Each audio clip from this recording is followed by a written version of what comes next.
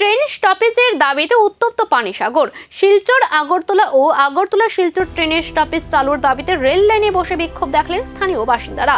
অভিযোগ, দীর্ঘদিন ধরে ট্রেন দুটি পানিসাগর স্টেশনে না দাঁড়ানোই যাত্রীদের চরম সমস্যার সম্মুখীন হতে হচ্ছে। ক্ষোভে ফেটে পড়ে এদিন আন্দোলনকারীরা শিলচর আগরতলা ট্রেন আটকে লাল কাপড় বেঁধে রেল লাইনে বসে পড়েন। ফলে কিছু সময়ের জন্য ট্রেন চলাচল ব্যাহত হয়। পরিস্থিতি নিয়ন্ত্রণে ঘটনাস্থলে পৌঁছায় পানিসাগর থানার পুলিশ ও আরপিএফ। আন্দোলনকারীদের দাবি, যাত্রী সুবিধার কথা বিবেচনা করে অন্তত 2 মিনিটের জন্য হলেও ট্রেন দুটি পানিসাগর স্টেশনে দাঁড় করাতে হবে। 15663 15664 এই গাড়িটা স্টপেজ পানিসাগরে যে আপনারা ডিমান্ড করেছেন, যেটার মেমোরেন্ডামটা আমি পাওয়ার সঙ্গে সঙ্গে থ্রু এসএস পানিসাগর পাওয়ার সঙ্গে সঙ্গে আমি ডিভিশনকে ফরওয়ার্ড করেছি। আর ডিভিশন এর অফিসারের সঙ্গে আমি পার্সোনালি কথা বলেছি, যার পর ইমিডিয়েটলি ওরা অ্যাকশন নিয়েছে।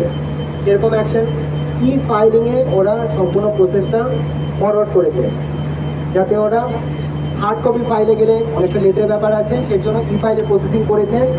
আর ডাম্পিং ডিভিশন থেকে খুব অল্প সময়ের মধ্যেই ওরা রেলওয়ে বোর্ডে ফাইলটাকে পুট আপ করে দিয়েছে। আজকে এই ধর্নার পর এরিয়া ম্যানেজার স্যারের সঙ্গে আমরা কন্টিনিউ কনভারসেশনে আছি, সিপিআরও স্যারের সঙ্গে কন্টিনিউ কনভারসেশনে আছে, বাকি যত অফিসারগণ আছে তারা সবাই এই জিনিসটা মনিটর ঠিক করছে।